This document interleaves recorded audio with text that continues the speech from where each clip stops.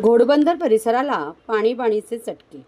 शहरातील घोडबंदर भागात नव्याने मोठ्या प्रमाणात गृहसंकुले उभे राहत आहेत.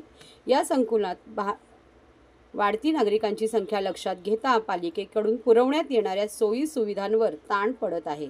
त्यात घोडबंदर भागात आजही पाणी टंचाईची समस्या भेडसावत असून टँकरद्वारे अनेक गृहसंकुलात पाणी पुरवठा करण्यात येत आहे.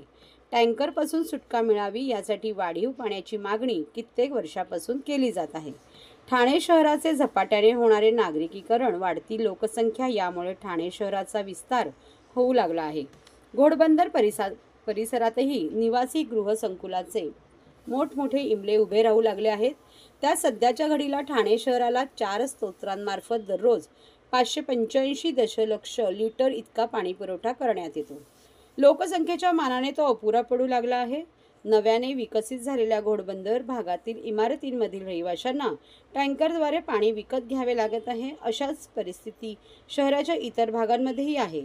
या पार्श्वभूमीवर महापालिकेने भातसा धरणातून 100 दशलक्ष लिटर तर मुंबई महापालिकेकडून 20 दशलक्ष लिटर वाढीव पाणी देण्याची मागणी केली होती.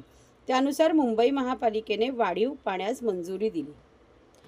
मुंबई महापालिकेच्या जलवाहिनीवरून कोपरी, किसननगर आणि वागळे इस्टेट या भागांना पाणी देण्यासाठी जलवाहिनी जोडणीचे काम हाती घेतले. त्यामुळे या तिन्ही भागांना पुरवठा होऊ लागला आहे. मात्र घोडबंदरवासियांना पाण्याची प्रतीक्षाच करावी लागत आहे.